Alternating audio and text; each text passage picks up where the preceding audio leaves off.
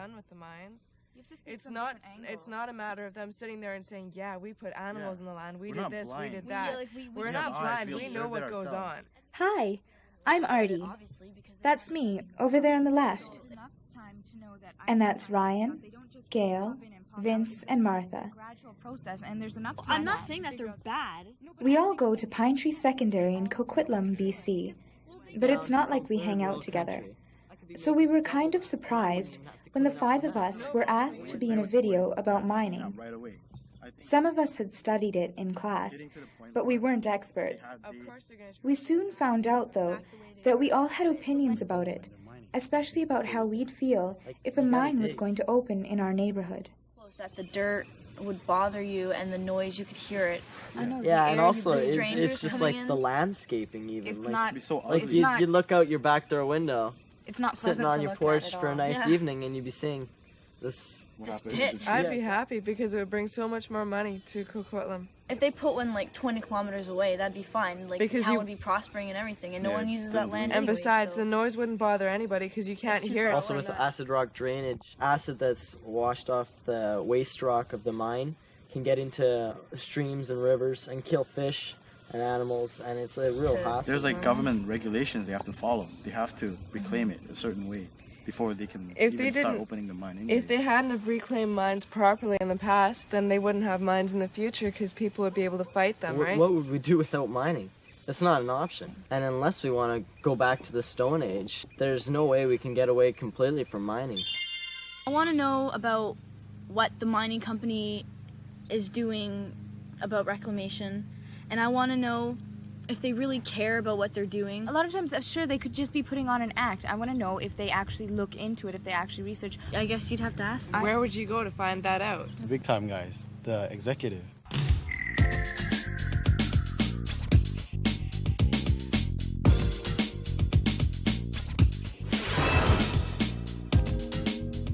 We did it! We got in to meet one of the senior guys at Teck Corporation, one of Canada's largest mining companies. Mike Lipkavich was expecting us, but I'm not sure he was expecting all the questions.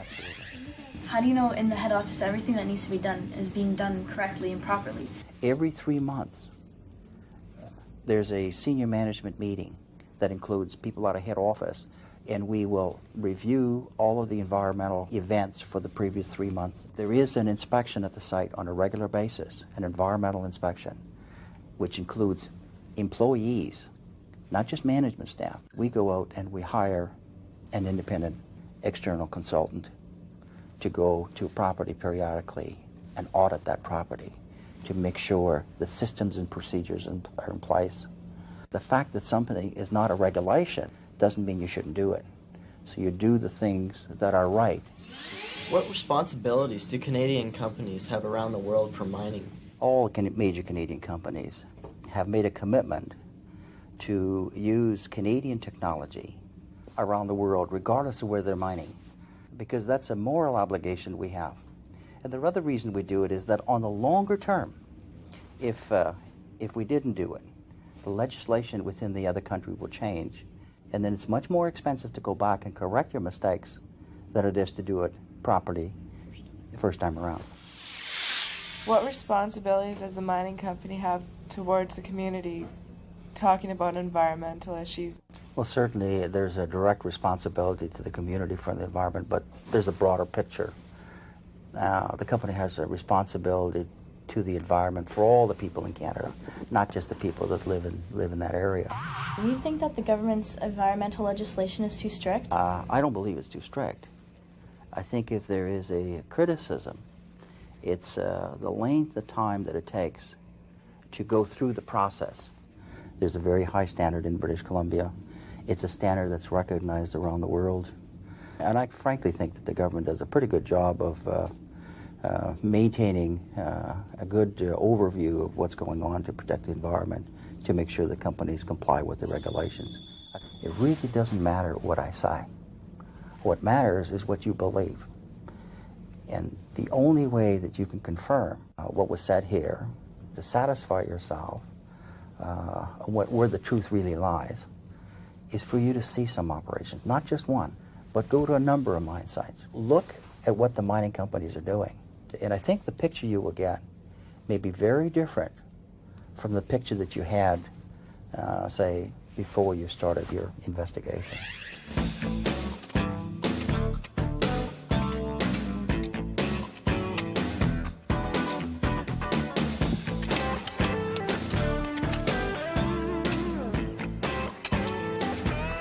We took Mike's advice and ended up in the Rockies at the Fording River Mine, a surface coal mine that's been in operation since 1971. Biologist Billy O'Brien has been on the reclamation team here for over 17 years. She showed us the lath house, where the tree planting process begins. We grow about 40,000 conifer seedlings every year for a reclamation. We grow them in the greenhouse, which you see up top of the hill there, and we move them down here at the end of June. When we plant these seedlings, we put a little fertilizer tablet in with them, and then 2 years after the trees have been planted, we go in and we interseed with a legume. That flowering one, that fixes the nitrogen into the soil, and the tree will use that as a nutrient. About 90% of these young trees survive. Within 5 years or so, you won't even believe that this was a waste dump. This is incredibly difficult. How much do you get paid again to do this? Billy showed Vince how they monitor the dust in the air. Apparently, dust is a problem at almost any mine, but they've come up with some cool ways to control it. The one we liked best was the latex sprayer. The coal that goes into each train car for shipment is coated with a solution that forms a crust. That way the coal dust won't fly into the air as it travels to the coast. Martha put on some designer boots These are like double my size. to do a water quality check. Water on the site has to meet government standards for, among other things, chemical content and pH, clarity, and the amount of solid particles floating around in it. At one time, this stream wasn't as wide, or it didn't have any vegetation. It was just a little trickle running through gravel. It did seem that Billy genuinely cared about the animals that live here. We have, at times, herds of 200 elk here on this mine site, and the wildlife love it. It has a high component of alfalfa. No shortage of food here all summer, but in the winter it's a different story. Snowfall is heavy here, and the grasses and plants get covered up. That's why these woody plants are up here with protectors to shield them. They face south, exposed to the sun and the wind, so they're more likely to be free of snow for the hungry elk. Well, that was a good start, but were we ever tired? It must be the mountain air. And we still had one more appointment before we could call it quits. We wanted to know what a remote mining community was like. And you can't get much more remote than the wilderness capital of BC. Elkford's about a half-hour drive from the Fording River Mine. It has a population of about 4,000 people. And we were here to meet two of them, Rebecca Robinson and Jessica Ash. So what do you guys do around here for fun? Play volleyball, basketball, lots of sport. Where do you guys go hiking? There are a lot of trails. Yeah. Like Josephine Falls. It's so pretty out here. It's so different though from where we come from, because where we live there's just buildings everywhere. There's hardly any. I know, It must be nice to be around a lot of people. And does it get too quiet out here? Yeah. It's really nice. Yeah, it's peaceful. Do you find it really loud when you come to like the city? Like if you guys have like yeah, it's really loud. You don't. It's I like bet you guys don't exciting. like it out there either. Well, you gotta lock your doors and stuff like that. You guys don't lock your doors out here? I was beginning to think that I could be happy living in a mining town like this, until I asked the important question. Where's the mall that you guys were talking about? Back. there. Our mall? That's We'll let you imagine what the mall looks like. After all, in a town of 4,000 people, you can't really expect a mega mall.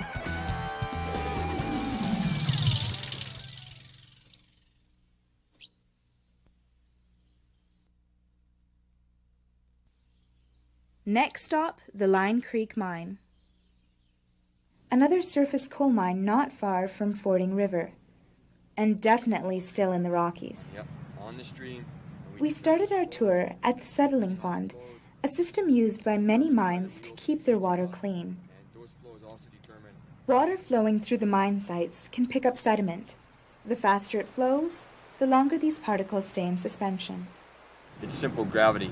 When you put it into a pond system and you slow it down, the sediment settles down out of the water, settles to the bottom of the pond, and the water travels down through the settling pond system.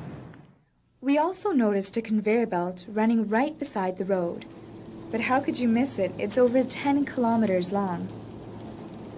The belt is a recent addition to Line Creek's operation and is designed to reduce the fleet of haul trucks. It costs the company a lot of money, but it's energy efficient. It reduces air, land, and noise pollution. And by cutting down on heavy traffic, it makes the mine site a safer place for humans and animals. Speaking of animals, we moved to higher ground in the hopes of seeing more. And we weren't disappointed. These bighorn sheep spend their summers here on reclaimed land. Bighorns eat grasses and sedges, so around here these guys had it made. Not surprising, since these slopes were reclaimed especially with them in mind. The objective of the reclamation was to put habitat back, to put it in a usable fashion for the animals that were here beforehand. Bighorn sheep need vegetation to survive. They also need escape terrain, and they need rock bluffs so they can scan their surroundings to keep their eyes for predators. The bluffs are also a good place for the rams to figure out who's boss.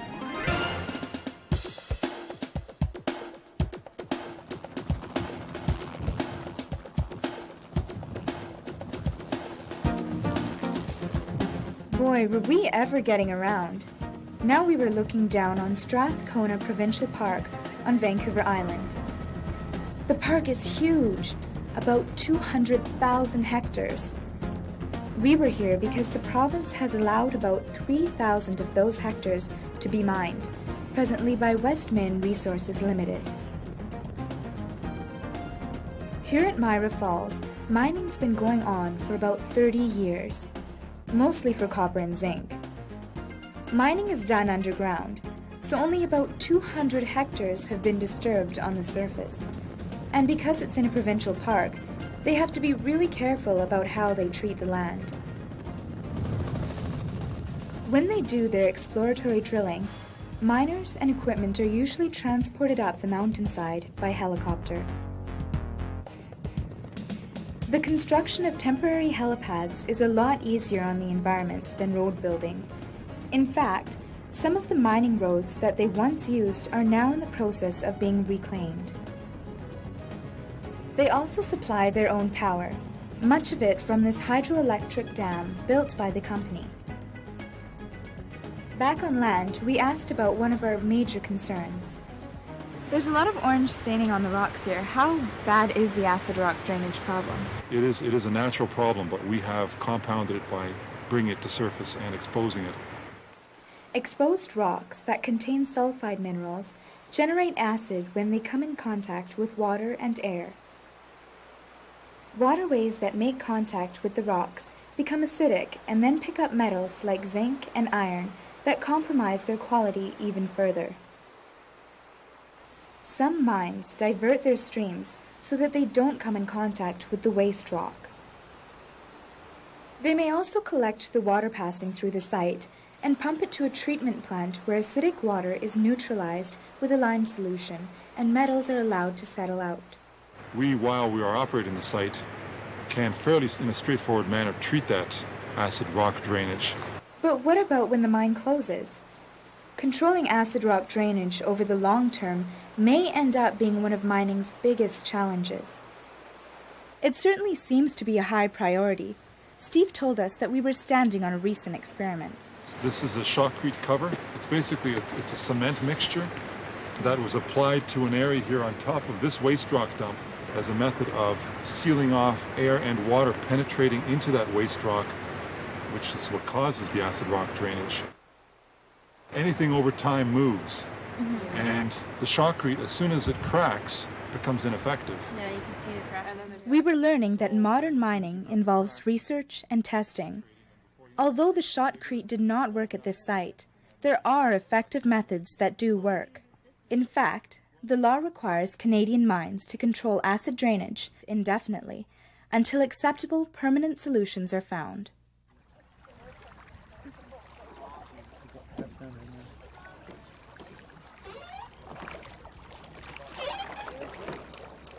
My thoughts kept on turning to the sites we'd already visited and how each one stood out in its own way. I guess every mine has their challenges to deal with.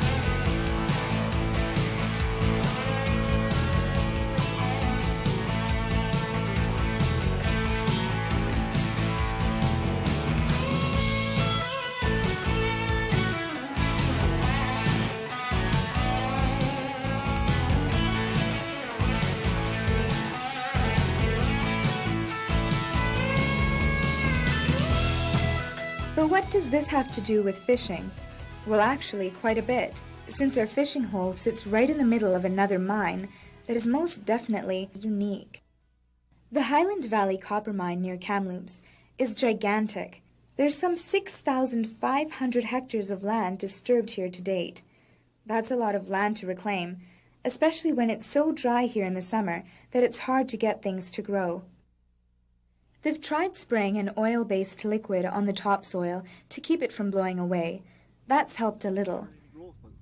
But to make things really grow here, biosolids are the answer, according to Bob Hamaguchi. So that's one of the advantages of using biosolids. It holds the moisture. Okay. So all right here is all biosolids? Yeah, this is all biosolids in the field. What is biosolid? Biosolids is just a solid waste from sewage plants. So in other words, Is it from like animals or from human? Yeah, right. human waste. That's right. Ew, why do you It's really not. It's just a fertilizer, really. When you break it down into ingredients, it's got a lot of nitrogen, okay, which the plants all need, and the microorganism to create the soil. Is this like a biosolid right Yep. there? Oh, wow. How many years do you have to study for to become a biosolid engineer? Well, I don't know if there's such a thing, but... What a great way to make use of sewage. But I think we'll pass on becoming biosolid engineers. Now fishing, that's a different matter. And Bob was an excellent teacher, since fishing is his passion, especially for the rainbow trout that he's introduced here in Trojan Pond. When I first stocked the lake back in 1991, and within 3 years the fish were up to about 5 pounds, and that's only because there was a limited number of fish and there was lots of food, so they grew really fast. But we haven't told you the most amazing thing yet. Until the late 1980s, Trojan Pond was an active part of the mine. It was a disposal compound for the tailings, which are the sandy waste particles produced at the mine during the grinding and separating process. A few years after they stopped pumping tailings into Trojan Pond, Bob noticed that the natural aquatic life was making a comeback, so he tried the experiment of introducing the rainbow trout. Things are going so well that every year they hold a big fishing derby. I think I'm ready to grab first prize. Then again, maybe not.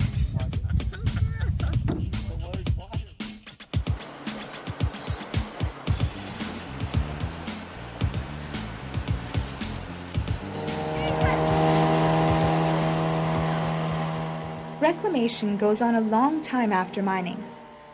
That's what we were beginning to understand here at the Afton Mine. We also learned that there's more than one way to reclaim a tailings pond. This will be a wetland. It won't be a fishery lake. So we'll have cattails and rushes and duckweed. And this will mainly be designed for wildlife, for wildfowl. What are the advantages of making this into a wetland? Well, as the ducks fly through the area, this is a resting area for them.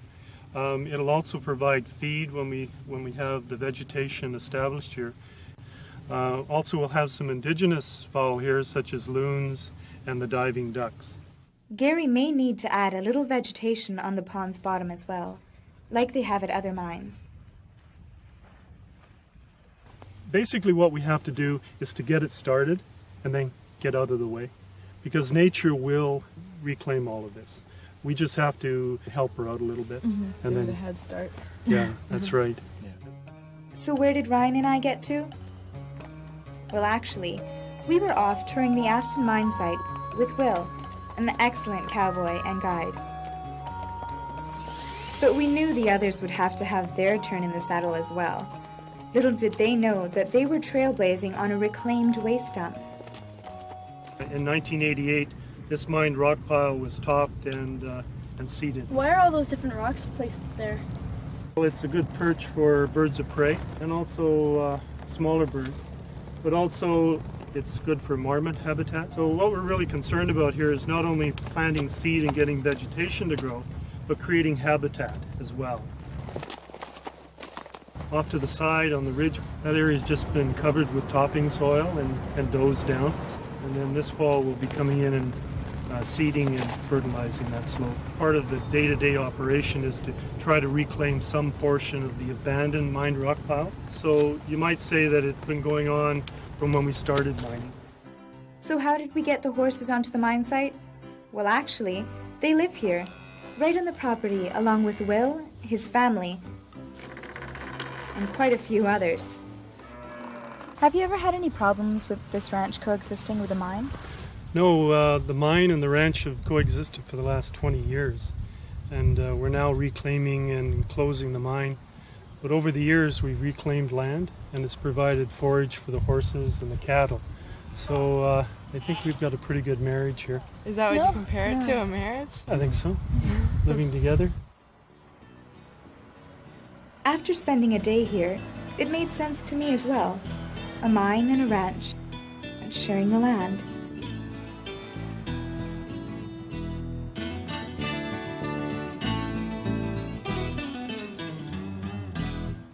What actions do you take to ensure that all the mining companies will follow the legislation that you lay down? We needed another point of view. Do you go back and inspect the reclamation after it's done? We to make inspect. sure We that inspect it's- it during in those areas at least 2 or 3 times a year. Do you feel that the mines care about the environment, or do you feel that they only follow the legislations? They follow the legislation for sure because they have to follow the legislation. If the question is whether they would do it without legislation, they likely wouldn't do it as well as they do. You saw a number of mines that were performing pretty well, and you have to ask yourself, why are they performing well? It's regulation. It's the mine's concept of public perception, because they want to keep mining, and they know in order to keep mining, they have to perform well. And I think a lot of them feel strongly that that they want to do what's right for the environment as well, because they live in those communities. What actions do you take to ensure that all the mining companies will follow the legislation? We have the Mines Act, which sets out the requirements. Now, every mine, before it even starts production, has to apply for a permit, which approves both the mine plan and the reclamation program. One of the primary conditions on a permit is reclamation security bonding, where the company puts up money as security, and that if they do not perform the work, then government can take that money and perform it for them. Do you really care about what goes on in the mine site, or are you just making sure what gets done because it's your job? Oh. Just to keep the public happy. No, I care. I care. I wouldn't be in this business if I didn't care. Absolutely. I care because of the environment. I'm a botanist. John, how do we compare our reclamation here in BC to the rest of the world? All provinces in Canada have some form of reclamation legislation. British Columbia was one of the first to establish it in 1969. That doesn't mean we did reclamation very well in the years shortly following 1969, but we've been at it for a very, very long time. So we've got a lot of history, and we do very, very well. Also, I think, to bring it up again, the biosolids, because they use that. It helps. You might have heard stuff about mining like a little bit. You might have learned a little bit in school, but you can't really judge it unless you know for yourself. What was singularly the most important environmental initiative that the mining companies have undertaken? The fact that they're replanting all the vegetation, I think, and the fact that they're thinking about the animals. It's the research that's involved. I mean, like, it takes like years and years to research what works to grow. I think also the technology used in exactly the mining and also in the reclamation, all the different techniques that they used. I thought from before that they only take care of the environment because of regulations, but it seems almost that they want to. And they were so proud that, you know, their oldest trees were 11 years old and they're nice and tall and they're growing and everything. The mines do care. At the ranch, we were riding horses, and then we saw like the big trucks going by the ranch, and it was like amazing like how both of them can like coexist. They learn to care for the environment once they learn more about it. There are probably lots of individuals who don't really care, but on a general basis, what I found is that they seem to care a lot. When I first thought of tailings pond, like they said that it was clean water and everything, but I always like thought, you know, like sewage like floating on the top and like stuff like that, but it wasn't. It was like completely clean and there was, you know, aquatic life. It was quite a surprise to catch a fish because I've never caught one before, but I think we'd also learned that the issue of mining reclamation was not as black and white as we'd first thought. you can only go so far. In order for a mine to want to be there, they have to make a profit. To like put everything back, it costs a lot of money. You know, well, they're getting a profit from mining minerals from the ground and everything. I guess like they can use at least like some of that money to reclaim the lands. Certainly underscored the importance of people visiting a site to get a better appreciation of what mining is all about. And I also think you underscored the necessity for some exposure for younger people. I know a lot of teenagers aren't too keen on learning about mining, but it's like not top priority on their list. But I think that if like more teenagers looked into it, they'd find it pretty interesting. It should be expressed more as a possible career opportunity. All the sophisticated technology used in modern mining is pretty exciting as well. So being informed and having a balanced opinion is really important. I mean, people don't realize how important it is to their lives, and I think they should be informed about how much they actually need mining instead of saying that, oh, it's bad for the environment. But, I mean, sure, you can't live without the environment, but you can't live without mining either.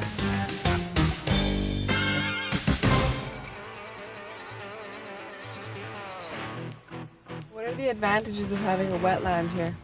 Well, there's, for I've done it again. We're gonna have 10 takes.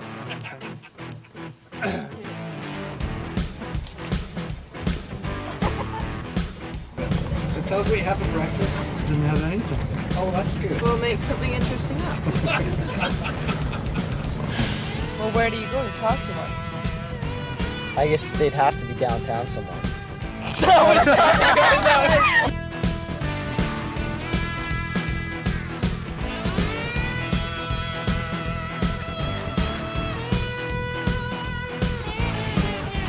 Mr. Right. I'm impressed with sewage. I wasn't aware that we're using sewage for reclamation purposes. You didn't know that? Certainly makes sense. Oh, we learned.